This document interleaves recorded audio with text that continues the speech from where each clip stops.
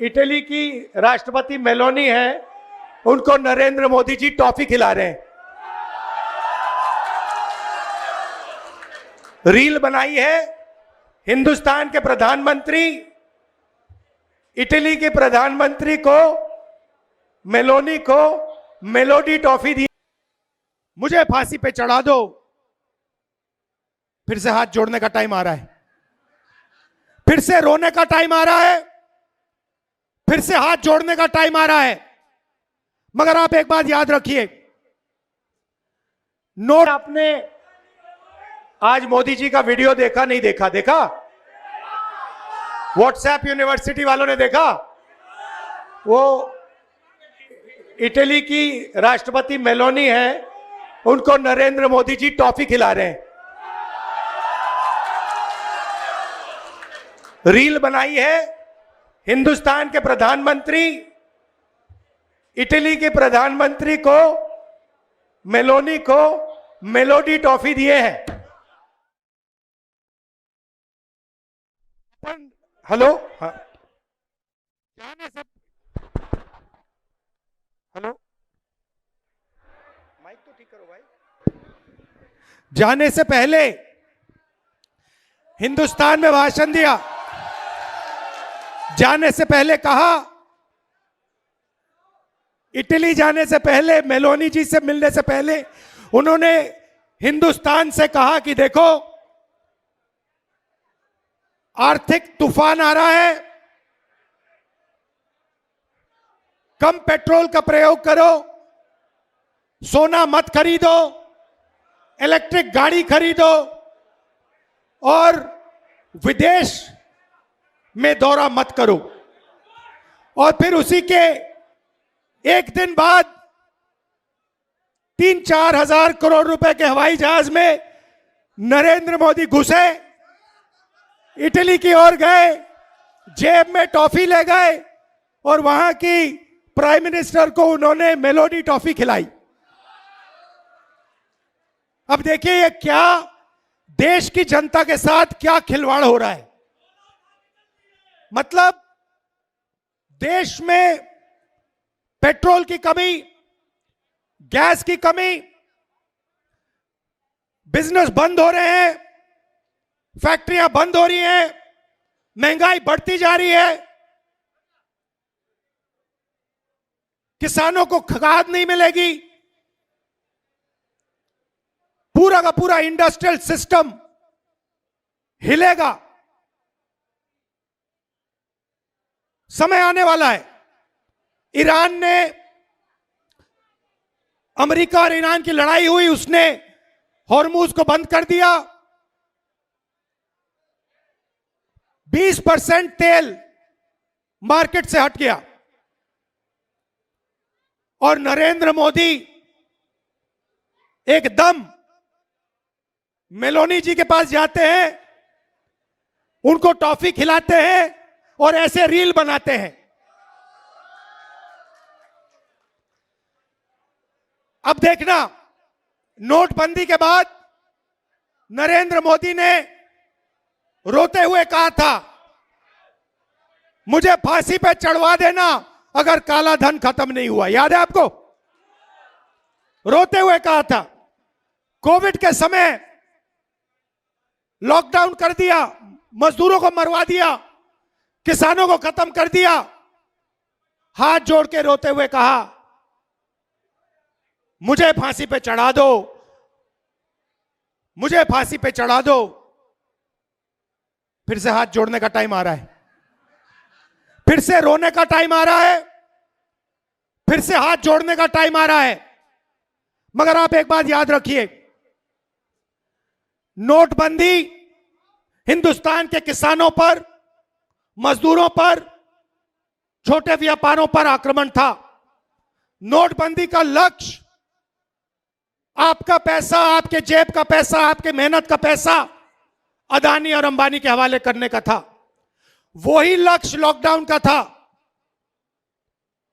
जब हमारे मजदूर हजारों किलोमीटर भूखे प्यासे वापस चल रहे थे, उसी समय नरेंद्र मोदी लाखों करोड़ रुपए का कर्जा माफ अदानी अंबानी का कर रहा था। अब देखिए इन्होंने क्या किया है। पब्लिक सेक्टर को खत्म कर दिया, सारी की सारी छोटी कंपनियों को नोटबंदी गलत जीएसटी से मार दिया, किसानों को कमजोर कर दिया, बेरोजगारी पूरे देश में फैला दी। और अब आर्थिक तूफान आ रहा है, और ऐसा तूफान आ रहा है जो हिंदुस्तान ने पहले नहीं देखा है। क्यों? क्योंकि हमारा तेल हॉर्मुज से आता है, हमारा तेल हॉर्मुज से आता है, और हॉर्मुज को बंद कर दिया गया है। और नरेंद्र मोदी चुनाव से पहले कहते हैं तेल की कोई कमी नहीं, गैस की कोई कमी नहीं, पेट्रोल की कोई कमी नहीं, सब कुछ ठीक है। मैं 2 महीने से कह रहा हूं, पार्लियामेंट में कहा, भाषणों में कहा, 2 महीने से कहा कि देखिए आर्थिक तूफान आ रहा है, किसान को, मजदूर को, युवाओं को, माताएं बहनों को जबरदस्त चोट लगने जा रही है। बीजेपी वाले मेरा मजाक उड़ाते हैं। नरेंद्र मोदी ने जो करना था पिछले 3 महीने में, जो आपकी प्रोटेक्शन करनी थी, जो दीवार, आर्थिक दीवार खड़ी करनी थी आपके लिए, वो उन्होंने नहीं की। उल्टा वो जाकर मेलोनी जी के साथ टॉफी खा रहे हैं और वीडियो बना रहे हैं, जैसे मजाक चल रहा है। वापस आएंगे, आप देखना क्या होता है। वापस आएंगे, आर्थिक तूफान आएगा, गरीब लोगों को चोट लगेगी, किसानों को खाद नहीं मिलेगी, पेट्रोल डीजल के दाम आसमान तक पहुंच जाएंगे, महंगाई बढ़ेगी। उसके बाद नरेंद्र मोदी हाथ जोड़ेंगे, कहेंगे भाइयों और बहनों मुझे फांसी पर चढ़वा दो। रोएंगे, कहेंगे मेरी गलती नहीं है, अगर मेरी गलती है तो मुझे फांसी पे चढ़ा दो, कहेंगे, आप देखना। तो मेरा कहना है कि उनका काम अर्थव्यवस्था की रक्षा करना है, उनका काम देश की रक्षा करने का है, उनका काम अदानी और अंबानी। भैया गर्मी है, डिस्टर्ब मत करो, गर्मी है, डिस्टर्ब मत करो, लोगों का मूड खराब हो जाएगा, वो आपके नारे सुनने नहीं आए हैं। तो उन्होंने क्या किया है पिछले 12 साल में? देश की रक्षा हमारा संविधान करता है, हमारी संस्थाएं करती हैं, हमारे इंस्टीट्यूशंस करते हैं, इलेक्शन कमीशन करता है। मैंने मीडिया के बारे में मजाक उड़ाया, मगर इनकी जिम्मेदारी लोकतंत्र की रक्षा करने की होती है। नरेंद्र मोदी जी ने पिछले 12 साल संविधान पर आक्रमण किया है, हमारी सारी की सारी संस्थाओं को नष्ट किया है, आरएसएस के लोगों को हर यूनिवर्सिटी में वाइस चांसलर बनाया, इलेक्शन कमीशन को पूरा कंट्रोल किया, वोट चोरी का सिस्टम बनाया, जुडिशरी पर दबाव डालकर, उनको डराकर उन्होंने अदानी अंबानी की पूरी मदद की। और अब मुश्किल क्या है कि अब अदानी अंबानी देश को नहीं बचा सकते, अब नरेंद्र मोदी देश को नहीं बचा सकते हैं। अब सिर्फ हिंदुस्तान का किसान, हिंदुस्तान का मजदूर, हिंदुस्तान का युवा इस देश को बचा सकता है। और आपके इन्होंने हाथ बांध दिए हैं, आप सबके हाथ बांध दिए हैं। जो आप पहले मेहनत करते थे, फैक्ट्रियों में काम करते थे, पब्लिक सेक्टर में काम करते थे, ये हिंदुस्तान की स्ट्रेंथ थी, इन्होंने इस सब को खत्म कर दिया है। अब भी मैं इनसे कह रहा हूं कि टॉफी बांटना बंद करो और एक्शन लेना शुरू करो। किसानों को खाद नहीं मिलने वाला है, खाद की सप्लाई की तैयारी करो।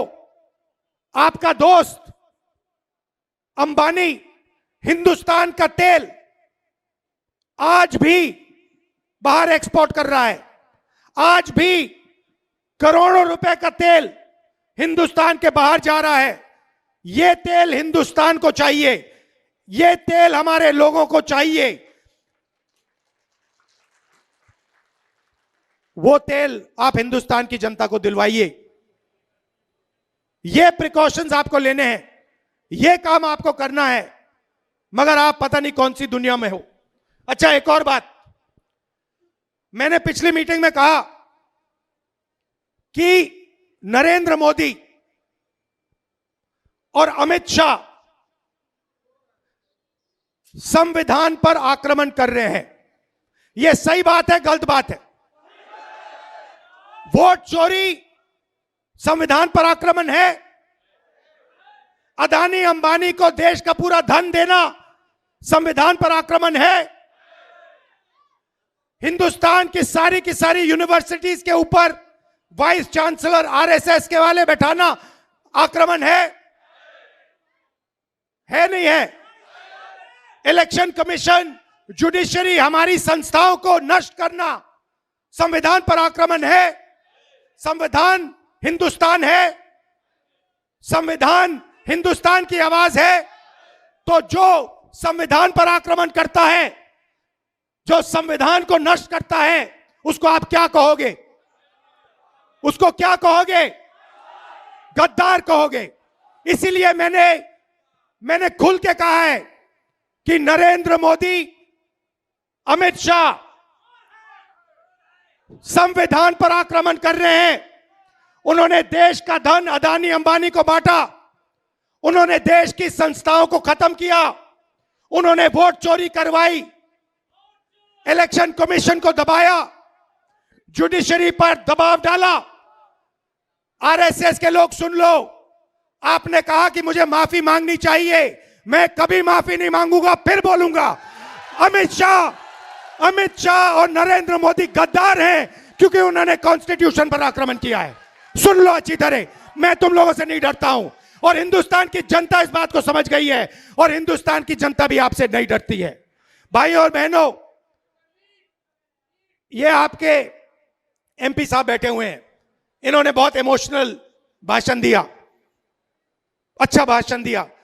मैं भी आपसे कहना चाहता हूं, ये मेरी भी कर्म भूमि है, अमेठी मेरी कर्म भूमि है,